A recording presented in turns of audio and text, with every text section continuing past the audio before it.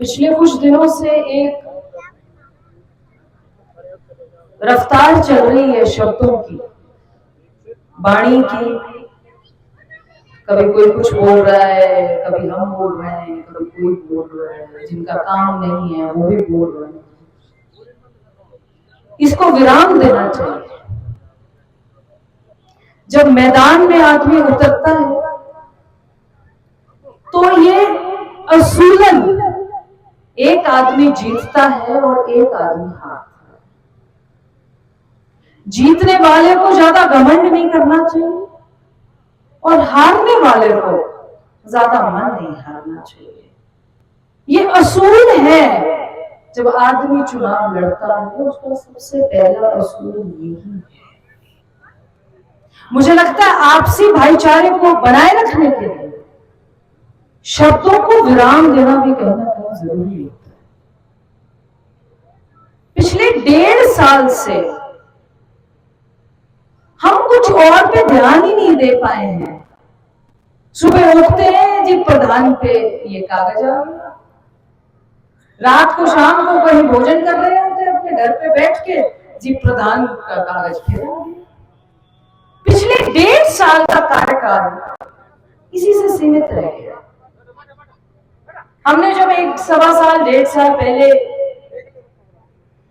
नौमान प्रधान अजीना प्रधान को चार्ज दिया था, तो नौमान प्रधान को चार्ज दिया था हमने, उसमें कुछ गतिरोध होता रहा, 1.25 साल का समय निकल गया। फिर हमने बड़ी हसरत से पूनम प्रधान जी को चार्ज दिया था, फिर कुछ होता रहा। सुरज्ञान देवी जी का चार्ज प्रधान के तौर पर क्यों जरूरी है? ये लोकतांत्रिक सिस्टम से जीत कर आए हैं।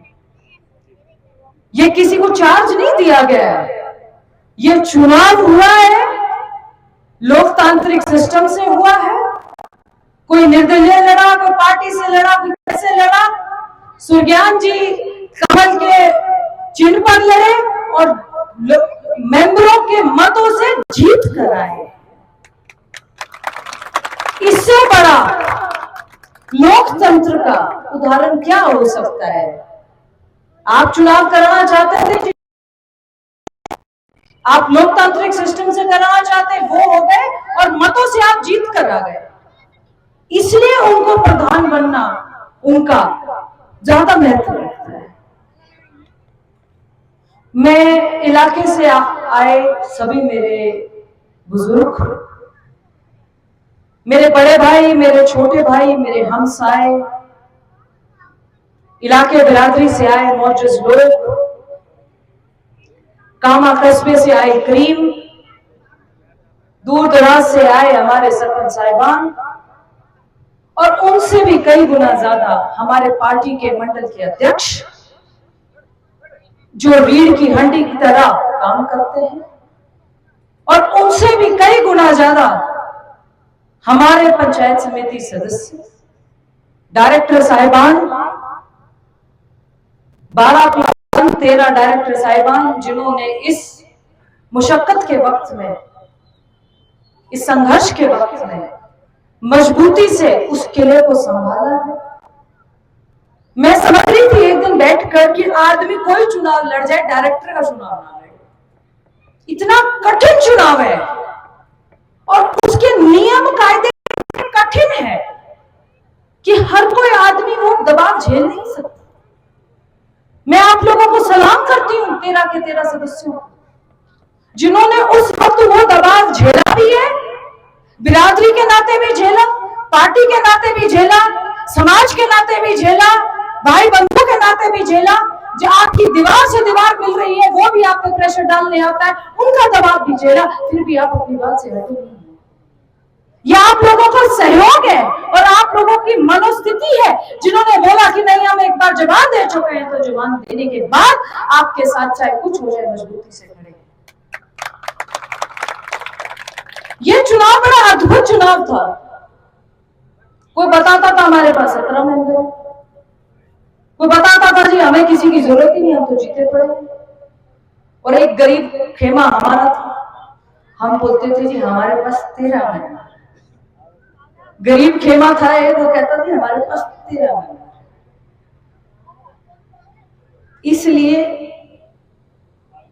शब्दों की गहराई को समझने की जरूरत है, बुजुर्गों के आशीर्वाद की जरूरत है, माओ के दुआओं की जरूरत है, बिरादरी में बैठने की जरूरत है, बिरादरी की बात मानने की जरूरत है। आप तब तक पंचायत मत जोड़िए अगर आपने पंचायत की बात नहीं मानी। आप बिरादरी में तभी बैठिए जब आप बिरादरी का मान सम्मान रखना जानते हो। उस बात का क्या फायदा है कि आज आप 500,000 आदमी मुझे बुलाकर मेरे जिम्मे कोई काम लगाए और मैं वो काम ना करूं, तो तुम ना मैं बिरादरी की हूं, ना मैं कौम की हूं, ना मैं समाज की हूं, ना मैं पंचायत की हूं, फिर मैं हूं किसकी? राजनीति अपने स्तर पर होती है, आदमी का सामाजिक होना, बिरादरी में बैठना। क्या जब पंचायतें होती हैं तो इस स्तर पे होती हैं कि ये बीजेपी से है, ये कांग्रेस से है? कभी आपने पंचायत का फैसला इस स्तर पे होता देखा है? बिरादरी से लोग बैठते हैं, पंच बैठते हैं, मौजूदा आदमी जाते हैं, बात रखी जाती है, 5 आदमी उसकी गंभीरता से सुनते हैं, 2000 आदमी जाता है, उन जो पंच होते हैं उनको दायित्व दिया जाता है, बैठिए, समझिए और उसका फैसला करिए। तो मैं किस बुनियाद पे अपने आप को सामाजिक या पंचायती कहूंगी अगर मैं किसी की बात मानने के उसको? यहां पर एक बात मैं और कहना चाहूंगी,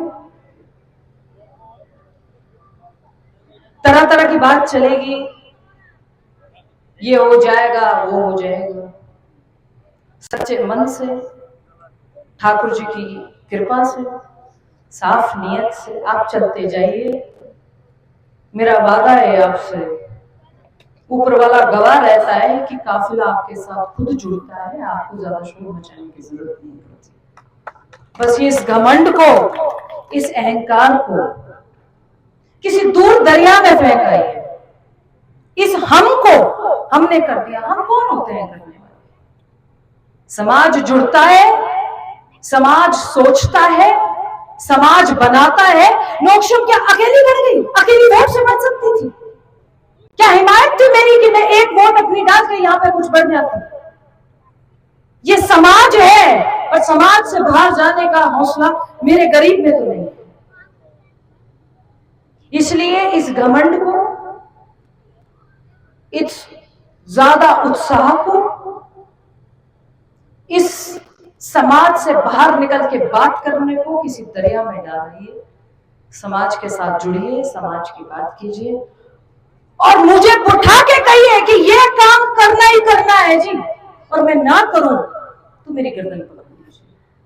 मैं समाज में, बिरादरी में अपना वचन लेके जा रही हूं, पर लोगों को गुमराह मत कीजिए।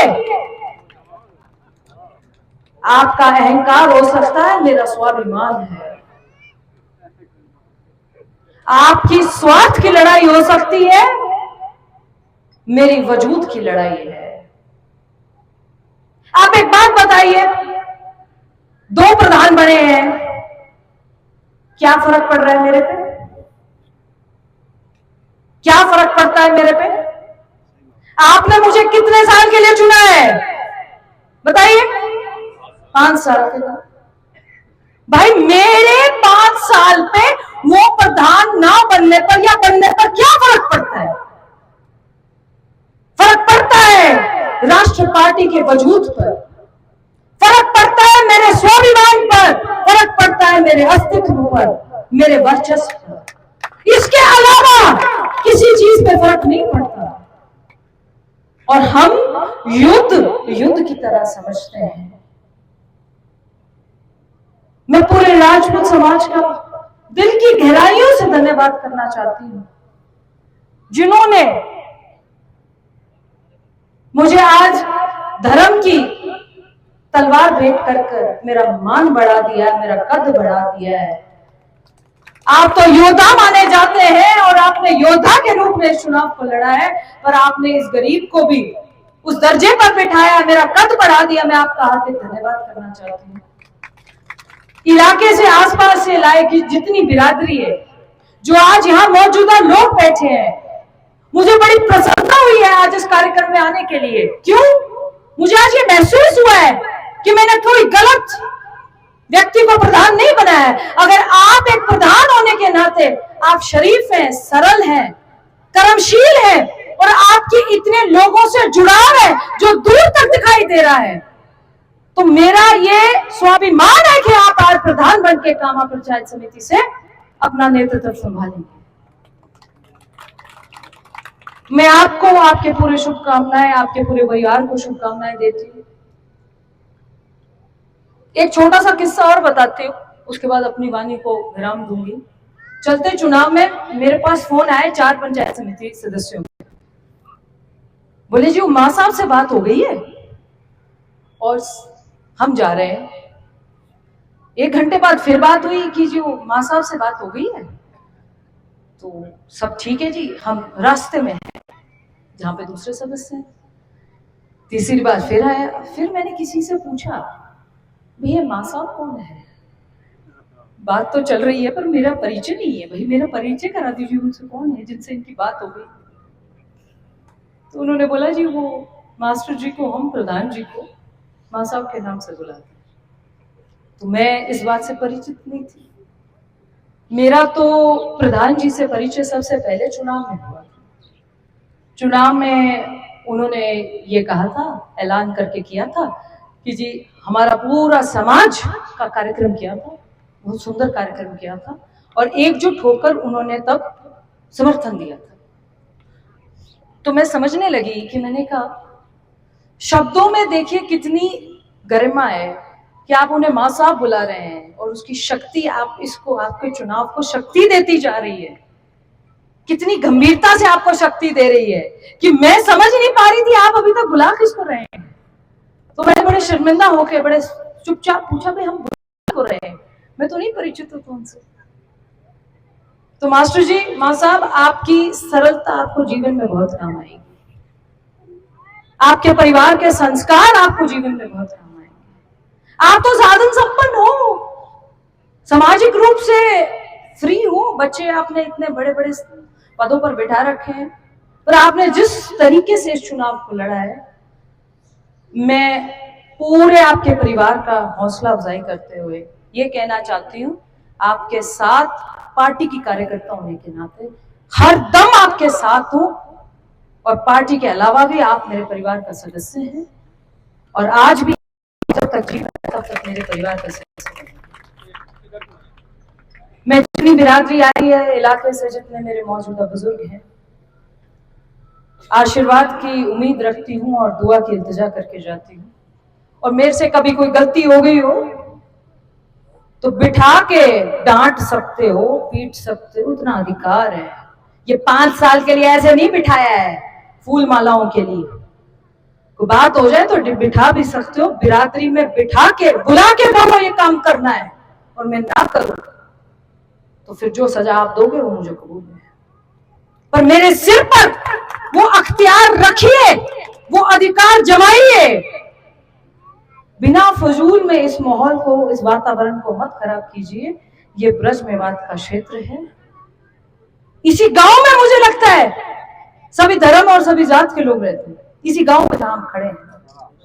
इस गांव की धरती को मैं नमन करके जाती हूं जो इतने प्रेम मोहब्बत से रहती है, जिसमें सभी जात सभी धर्म इतने आपसी प्रेम और मोहब्बत से मिसाल बना के रहते हैं। इसको नमन करके जाती हूँ। आप सभी लोग इतनी तादाद में यहाँ आए हैं, इतने सुंदर कार्यक्रम में आए हैं, आप सभी का बहुत बहुत हार्दिक शुभकामनाएं देती हूँ, आपका शुक्रिया अदा करती हूँ और पूरे आपके समाज का दिल की गहराइयों से धन्यवाद करती हूँ।